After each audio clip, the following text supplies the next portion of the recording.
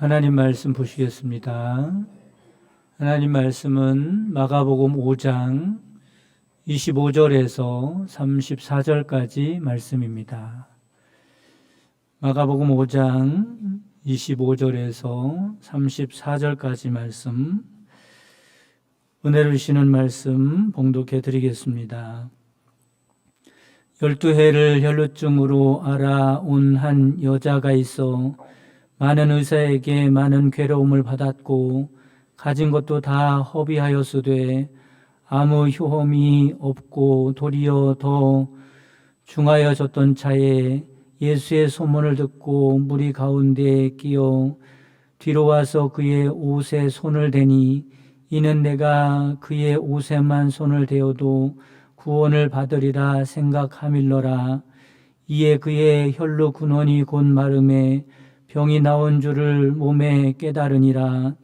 예수께서 그 능력이 자기에게서 나간 줄을 곧 스스로 아시고 무리 가운데서 돌이켜 말씀하시되 누가 내 옷에 손을 대었느냐 하시니 제자들이 여짜오되 무리가 애워싸 미는 것을 보시며 누가 내게 손을 대었느냐 물으시나이까 하되 예수께서 이 일 행한 여자를 보려고 둘러보시니 여자가 자기에게 이루어진 일을 알고 두려워하여 떨며 와서 그 앞에 엎드려 모든 사실을 여쭈니 예수께서 이르시되 딸아 내 믿음이 너를 구원하였으니 평안히 가라 내 병에서 놓여 건강할지어다. 아멘. 할렐루야. 이 시간에는 평안히 가라는 제목으로 말씀을 전해드리도록 하겠습니다. 오늘 본문이 포함된 마가복음 5장 21절 이하에 보면 두 가지 치유 사건이 기록되어 있습니다. 하나는 죽은 회당장 야이로의 딸을 살리는 사건이고 또 다른 하나는 혈루병을 앓고 있는 여자를 치료해 주는 사건입니다. 그런데 두 치유 사건의 구성이 특이하죠. 오늘 읽은 혈루병을 앓던 여인을 치료하는 사건이 묘하게도 회당장 야이로의 딸을 살리는 사건의 중간에 끼어 있다는 사실입니다. 회당장 야이로는 자기 딸이 거의 죽게 되자 급하게 예수님을 찾아와서 고쳐달라고 요청을 하게 되지요. 그래서 예수님은 야이로의 집으로 향하고 가고 있는데 가는 도중에 혈루병을 앓고 있는 여인이 나타나게 된 것입니다. 사실 예수님은 지금 지체할 시간이 없습니다. 왜냐하면 혈루병을 앓고 있는 여인과는 달리 야이로의 딸은 위독한 상황이기 때문에 그렇습니다. 그런데 예수님은 혈루병을 앓고 있는 여인 때문에 시간을 그만 지체하게 되었고 결국 야이로의 딸은 죽고 말지요. 그런데 우리는 말씀을 통해서 이런 의문이 생기게 됩니다.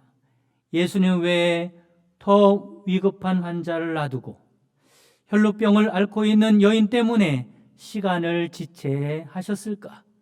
왜 그러셨을까? 이 말씀을 통해서 우리에게 알기를 원하시는 것이 있습니다. 그게 뭐냐면 급한 것은 우리들이지 예수님은 급할 게 없다는 사실입니다. 우리는 이렇게 생각합니다.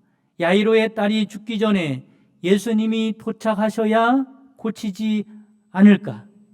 왜냐하면 죽으면 끝이니까. 죽으면 더 이상 어떻게 할 도리가 없으니까.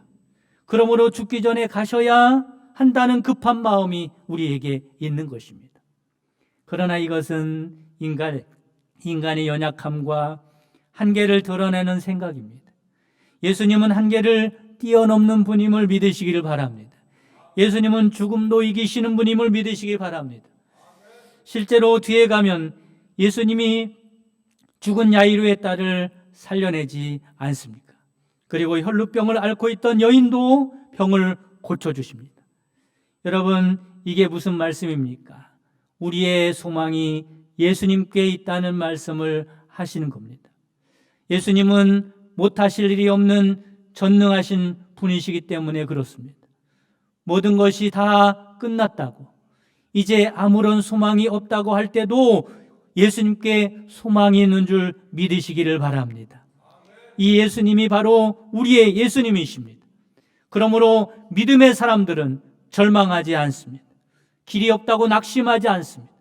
예수님께 가면 언제나 방법이 있고 길이 열리기 때문에 그렇습니다. 사랑하는 성도 여러분, 길이 막혔다고 생각할 때, 이제 방법이 없다고 생각할 때 주저앉지 마시고 우리의 영원한 소망이 되시는 예수님께 나아가는 여러분 되시기를 간절히 바랍니다. 그분에게 언제나 우리의 소망이 있습니다.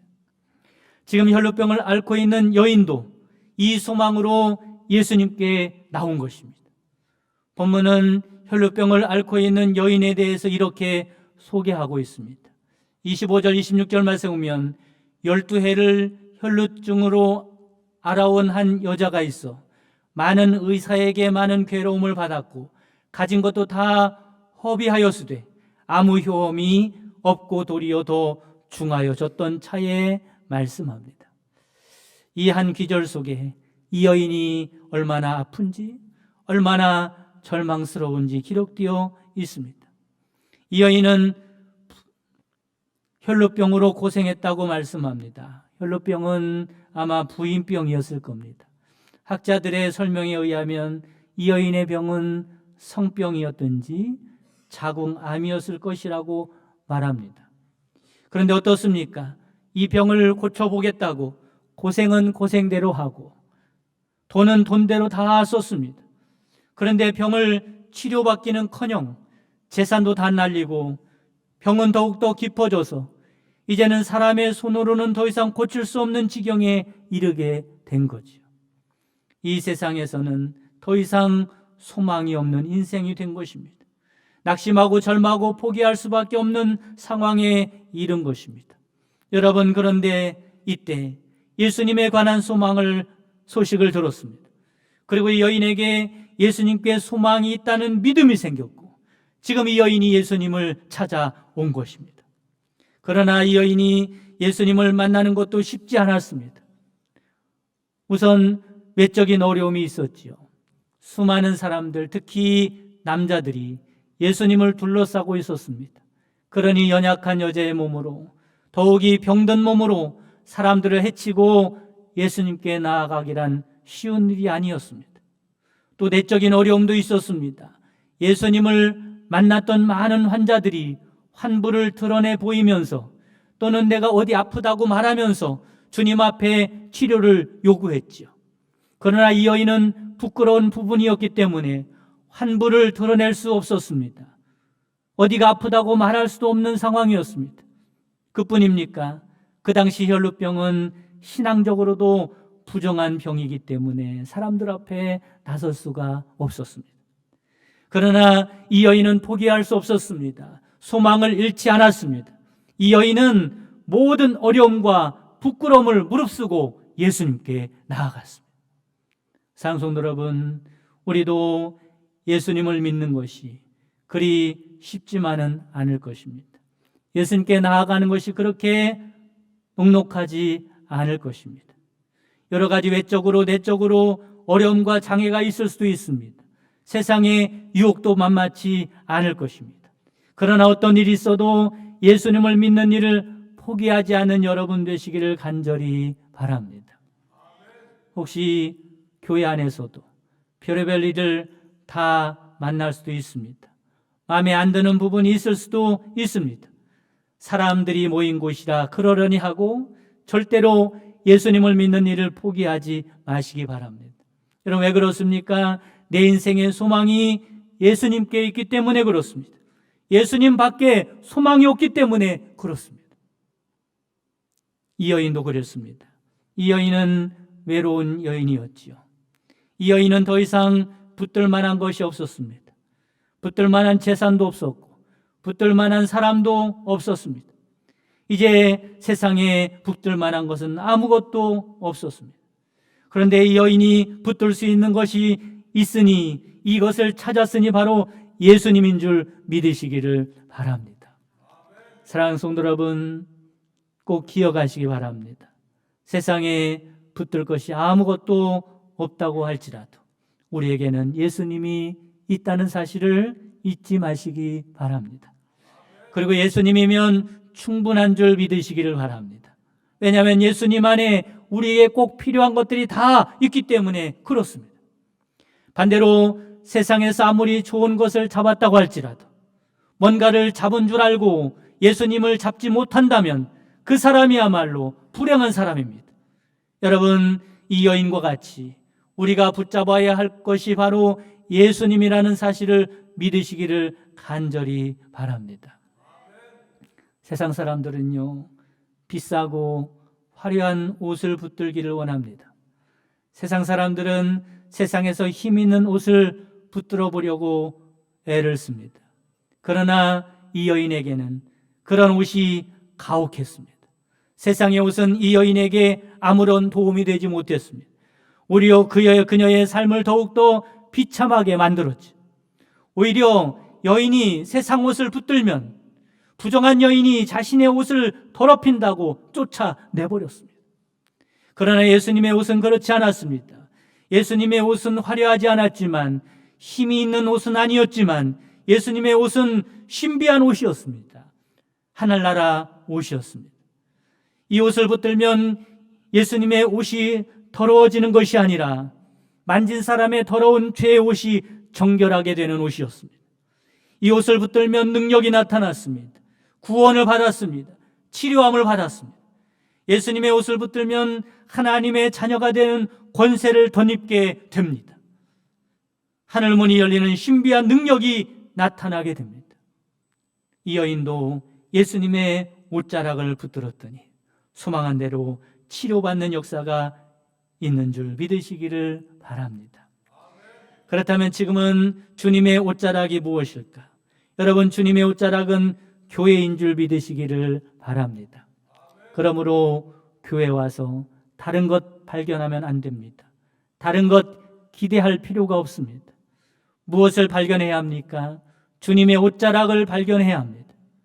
교회에 와서조차 다른 것을 기대하고 다른 것을 붙들고 돌아가면 교회에 온 보람이 없는 것입니다.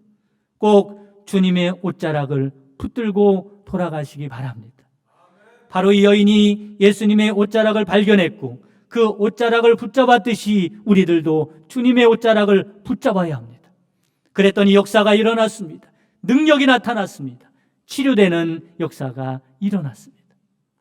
그런데 여러분, 저는 본문 말씀을 읽으면서 이런 의문이 들었어요. 이 여인이 힘들고 어렵게 예수님을 찾아오지 않았습니까? 군중을 해치고 주님 앞에 어렵게 섰지 않습니까? 그러면 이왕이면 주님의 팔이라도 와락 붙잡고 아니면 주님의 다리라도 잡아 애원하면서 주님을 붙잡아 보지. 여기까지 와서 고작 붙잡는다는 것이 예수님의 옷자락뿐인가? 이런 생각이 들었어요. 그런데 이렇게 생각하는 저에게 여인이 오늘 본문을 통해서 이런 대답을 해줍니다.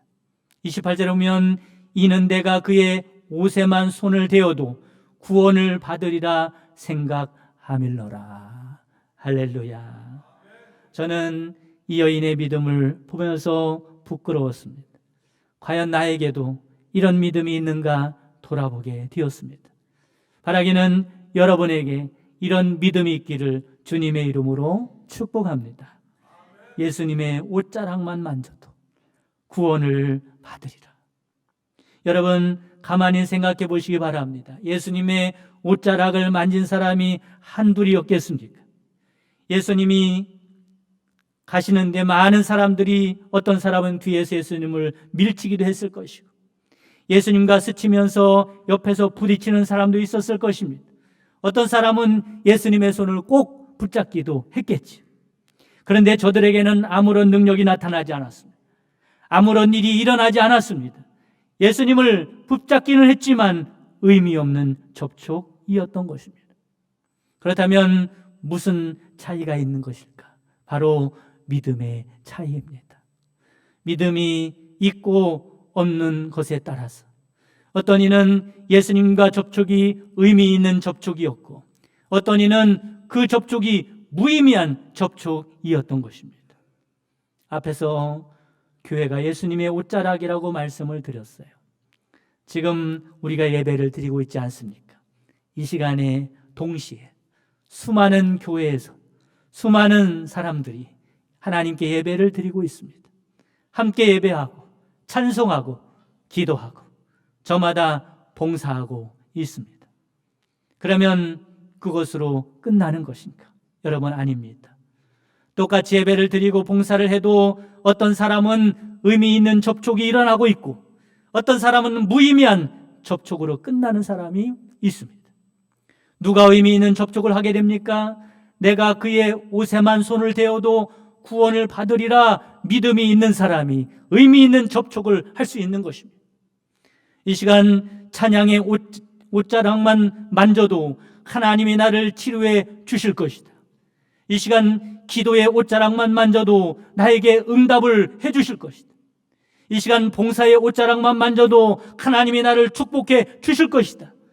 이런 믿음이 있는 사람에게 역사가 일어나는 줄 믿으시기를 바랍니다. 반대로 어떤 분에게는 예수님과의 접촉이 아무런 의미가 없는 접촉일 수 있습니다. 접촉이 불량인 것입니다. 예배를 드려도 구경삼아 드리고 습관적으로 드리고 체명상 드리고 있다면 예수님의 옷자락을 아무리 만져도 소용이 없을 것입니다. 하나님께 기도를 해도 이 기도를 하나님이 들으신다는 믿음을 갖지 않는다면 그 기도는 아무런 소용이 없는 기도가 될 것입니다. 찬양을 해도 하나님께 진정한 마음으로 신앙의 고백을 담아서 찬양을 하지 않는다면 찬양 중에 임하시는 하나님을 만날 수 없을 것입니다. 접촉 불량입니다. 그런데 이 여인은 붙잡은 예수님의 옷자락이 접촉 불량이 아니었습니다. 29절 말씀이면 이에 그의 혈루 근원이 그 곧 마름에 병이 나은 줄을 몸에 깨달으니라 말씀합니다. 그런데 이 일이 있은 후에 예수님께서 자신의 옷자락을 만져서 병고침 받은 여인을 찾으시지요. 누가 내 옷에 손을 대었느냐? 누구를 부르고 계시는 것입니까? 수많은 사람들이 있었는데, 수많은 사람들이 내 옷에 손을 댔는데 그 중에 믿음이 있는 자가 누구냐? 찾으시는 겁니다. 그 믿음이 매가가 되어서 주님의 능력을 경험한 자가 어디 있느냐? 찾으시는 겁니다. 이때 이 여인이 예수님 앞에 나와 엎드려 말합니다. 예수님, 바로 저입니다. 제가 믿음으로 예수님의 옷자락에 손을 대었고 예수님의 능력을 경험하였습니다. 사랑하는 성도 여러분, 여러분들이 바로 예수님이 찾으시는 믿음의 사람들이 되시기를 간절히 바랍니다. 그리고 그 믿음으로 예수님의 능력을 경험하며 살아가는 주인공이 되시기를 바랍니다. 마지막으로 34절을 보시기 바랍니다. 예수님께서 여인에게 뭐라고 말씀하십니까? 아주 중요한 말씀을 하십니다. 예수께서 이르시되 딸아, 내 믿음이 너를 구원하였으니 평안히 가라고 말씀합니다. 이 말씀 중에 평안히 가라는 말씀은 원문으로 보면 이런 뜻입니다. 평안을 향하여 가라는 거예요. 지금까지는 어떻게 살았는지 모르지만 앞으로 너의 인생은 평안한 길이 될 것이니 평안을 향하여 가라는 겁니다. 지금까지 여인의 삶은 평안한 삶이 아니었습니다. 고달픈 삶이었고 외로운 삶이었습니다. 이 여인은 친구들의 버림을 받았습니다. 신앙 공동체로부터 쫓겨났습니다. 가족으로부터도 버림받았습니다. 심지어는 하나님으로부터 버림받았다고 생각하며 살았습니다. 그런데 예수님께서 이 여인을 어떻게 부르고 계십니까? 딸이라고 부르고 있습니다. 딸아. 이 여인을 주님의 가족으로 인정해 주시는 겁니다. 여러분, 그렇습니다. 예수님께서 이 여인에게 평안을 향하여 가라고 하는 말씀은 단지 병고침을 받았으니 고통 없이 건강하게 살아가라는 말씀 정도의 말씀이 아닙니다. 이제 너는 나의 가족이 되었다는 겁니다. 이제부터는 내가 내 인생 가운데 함께 하겠다는 겁니다. 내가 너를 책임지겠다는 것입니다. 바로 이것이 평안이고 구원인 줄 믿으시기를 바랍니다. 시편 23편에도 이 평안의 복에 대해서 말씀하고 있죠. 5절 6절에 보면 주께서 내 원수의 목전에서 내게 상을 차려주시고, 상을 차려주셨다는 것은 밥상을 차려주셨다는 겁니다. 밥상을 차려주셨다는 말은 네가 내 가족이라고 인정해 주시는 거예요. 하나님께서 나를 가족으로 여겨주셨다. 주께서 내 원수의 목전에서 내게 상을 차려주시고 기름을 내 머리에 부으셨으니 내 잔이 넘치나이다.